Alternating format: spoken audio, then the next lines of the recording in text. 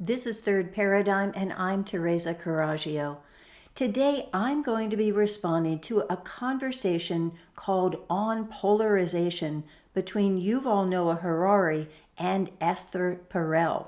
She is a couples therapist who is well known, very famous for that.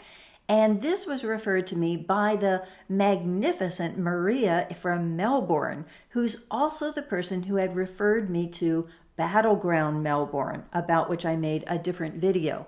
In this case, Maria has been an admirer of Esther and is someone who is very interested and believes in couples therapy. But in this case, it alarmed her. I think partly because of the content and because of the association with Yuval Harari. The principle that I put forward is that we should never decide who to believe. We should never reject someone for their associations, that we should only be focused on the content of what someone is saying and looking at it through the lens of logic and facts and principles that we're agreeing on ahead of time and how that measures up to it.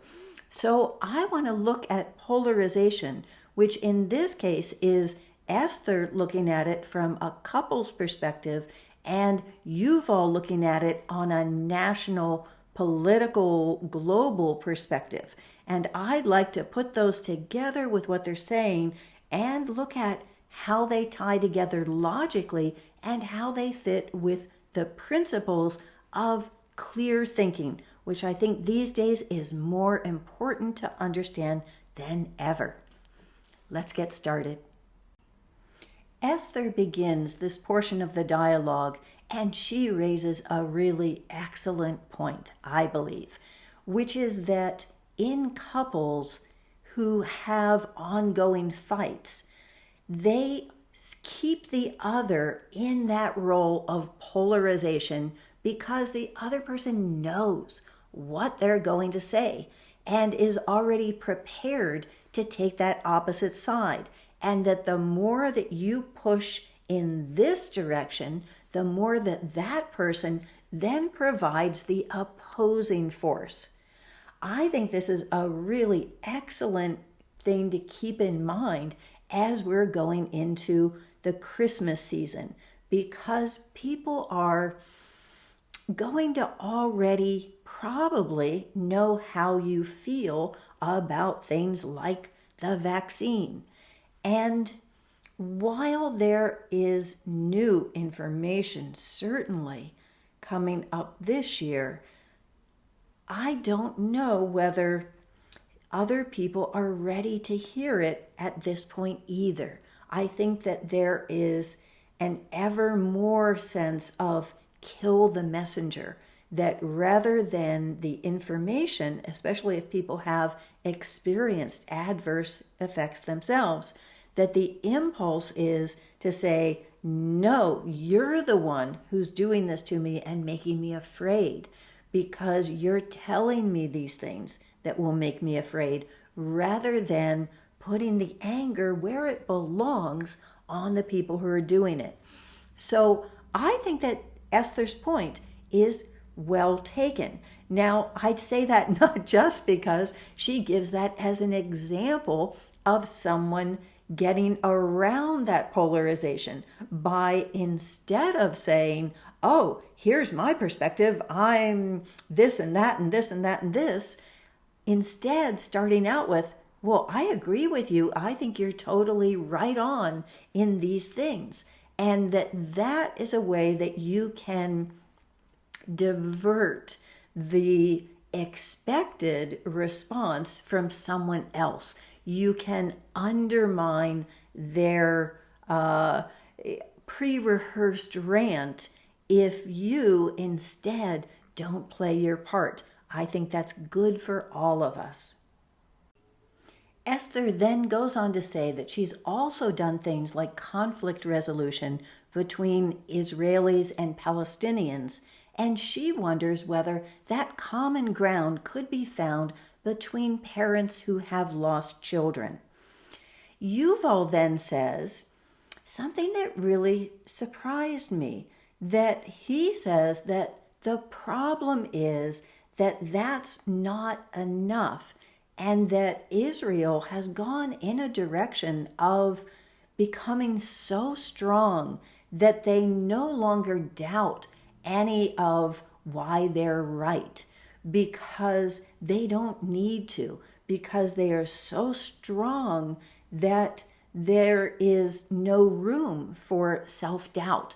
And so they've gone into a direction of less and less reason for any kind of dialogue or negotiation.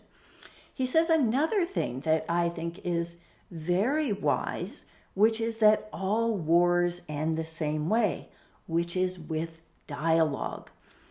But then he goes on to say that it's like Russia and Ukraine, that Russia coming in and invading Ukraine, that they're not in any position of needing dialogue at this point, that first maybe there needs to be the fighting that brings them down and that then puts them in a position of negotiation, that first you need to do the fighting and then you can do the talking. And at that point, Esther says, "Oh, you mean make-up sex? That's what that's called." Now, I think that when there's things like violence involved, which again, Yuval later talks about how he cringes inside when Esther says that, even though people are laughing, because he says, it's not like a couple fighting, unless I'm adding, you're talking about domestic violence, that fighting is different than countries where there is killing going on. And so what he says is that you need to take Russia down, and that has to come first, and then there can be the dialogue. I think that's a very interesting observation. One, it seems as if he's acknowledging that Russia is actually winning, something that we don't hear a lot about here in the U.S. And two, that if we were to take his logic and apply it to Israel, and that first there needs to be the fighting that makes them need to negotiate, I think what he would be saying is Palestinians really, on a tactical level, need to be more violent, because without that violence, there will never be a reason for Israel to negotiate, that there is no moral imperative here, that all we're talking about is might makes right, and that negotiation can only happen when there isn't such an imbalance in terms of the amount of might. And again, I don't think Russia and Ukraine is a good analogy for him, because in that case, you're talking about Russia defending the Russian people who live in Ukraine. And you're talking about the U.S. and their use of force in terms of arming and training and definitely financing, and also having a coup that took over their government. So I don't think that he can make that argument there, but I think it's a very interesting argument that he's making, apparently, in terms of Israel. And here's where I would say the logical fallacy is, both with Esther and couples therapy, and also with Yuval and negotiation between nations, because they're both looking at the objective being peace, being to stop fighting. And there isn't any sense of, okay, is someone more right and is someone more wrong? Every dictator, every slave owner wants peace. Of course you do. Every domestic abuser wants peace. Of course you do. You want whoever you're abusing to stop fighting. That fighting is what is, to look at that is to say, oh, the Palestinians, they're bringing this on themselves. And, the abused person is bringing it on themselves because they're fighting, because they're not compromising. Compromise says there's nothing that you're measuring things against that is objective. Now, in Esther's example of children who have died in the conflict with Israel and Palestine, I remember at least a decade ago seeing an art exhibit on Palestine and Israel, and it had various years, and they had flags for children who had died in the conflict. And those flags, of course, were Israeli or Palestinian. And it was solid walls, of course, of Palestinian flags. You had an occasional one that was an Israeli child, but again and again and again, you were just walking through Palestinian flags for children who had been killed. So there's no equivalency there to say, oh, we're both being wronged equally. There needs to be a way of saying what's our goal, and that in any principle of equality, the measure of it is, can you reverse it? Can you say, okay, if this is right for you, then it has to be right for me too. And if this is wrong to be done to you, then it has to be wrong when it's done to me too. It's, I have to say, idiotic in order to say we're just going to talk and there's no such thing as right and wrong.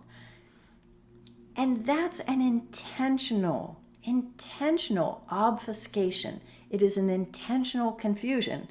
And honestly, Yuval is too smart to be using that accidentally. That concept that we're just reaching some kind of compromise, he has the intelligence to be able to think that through and say, there's a right here and there's a wrong. In my local paper today, there was an op-ed that was talking about the rise of anti-Semitism on the college campus. And what it was referring to were students that were making the Israeli independence group feel uncomfortable about Zionism and their right to their ancestral lands. When we term that anti-Semitism and ignore the fact that their ancestral lands have much more recently belonged to someone else that is also an ancestor, again, it is so willfully ignorant that it almost seems to me intentional, but I don't know about that. But if we were to say, yes, everyone is entitled to their ancestral lands, I think we need everyone of European descent to get out of North America, right? So this is a principle that we need to come to some agreement on. When Yuval talks about how it used to be that there were small groups, that the only thing that has ever worked for democracy before have been very small groups because we've never had the technology for the communication between large swaths of people, and that listening is what creates democracy. Again, he puts in a false logic to this, because if you have one big centralized system like the internet, and you say, oh, now everything's democratic because we can listen to everyone, that's not going to happen, right? You can't have one big centralized system and say, oh, now we get a chance to hear from everyone, because you're not going to hear from everyone. Even without this censorship that's going on, you wouldn't have the capacity. It's still going to be curated, and there's still going to be some kind of system. So when he says that that can't really work except at very small scale, what he's missing is looking at other places like David Graeber and David Wengrow do in The Dawn of Everything. That what they look at is that groups were not independent. They were small enough to be able to control their own processes, but they were networked. And that those networks were a way of being able to spread what was good and happening in one place and be able to decide everyone can be listened to if you're talking about a small group and you're looking at what's our goal and what is it that we can measure. What can we look at that is observable, that shows whether this is making progress towards the goal, and that is a better solution. It's not just who speaks the loudest and who isn't being listened to, that there is an objective sense of what's our goal and how do we measure our progress towards it. I'll end by bringing this back to Esther and couples therapy, because I do think that these things scale up and scale back down. I remember hearing about a couples therapist who had intrigued me, because what she said was, okay, we're going to take 6 months here and we're going to go through this process. And at the end of it, you guys are either going to get divorced or you're going to be in a different place, but you're not going to go through the rest of your lives having the same argument. And that kind of action-oriented counselor was one who I was intrigued by.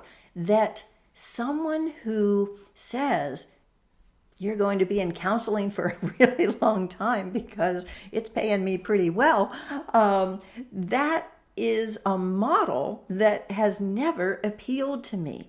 That having someone who says, here's the goal, you're not going to stay stuck. No matter what, you're going to be in a different place in 6 months. And here's the deadline, so we better get going. That's the kind of thing that I think can create different kinds of dialogue where there are objective criteria that are put on it. And when I look at couples, I also think that a very important principle is that authority and responsibility should always go together. So if you're taking responsibility for something, you need to have the authority along with it. And that's where I think Yuval ends up saying, well, we're the authority on how these people should be. We're the ones who know how it should work. And so we're the ones who need to be able to say whether governments can exist on small scales. They're not the ones who should be taking responsibility for people. If governments on a local level are looking at enabling people to take responsibility for themselves, they also need the authority. To follow up on looking at the ideology, I'm going to recommend what I mentioned before, which is unlimited hangouts, mass formation, or mass atrocity. And that's the most important question we need to be looking at. Is this something that is being done by design? And who's the designer? One of my principles is always whatever we are not allowed to talk about is exactly where we need to be looking. And so there are a few options for where this is coming from, including China, the city of London, the deep state in the US. And I think there is a way in which all roads lead to Rothschilds. So another article that I will recommend is Chris Hedges with Israel and the Rise of Jewish Fascism. This is something we need to be paying attention to. And I want to recommend a little ditty from Airlift Underground called Be Your Own Savior. I hear that is in the works to be set to music. From my videos to follow up, I'm going to recommend one that was also instigated by Maria called Down Under, Torn Asunder, and then one called Yuval Harari and the Meta Wealth Miniverse. Thank you, and please check out Substack because all of the links will be there. Thank you.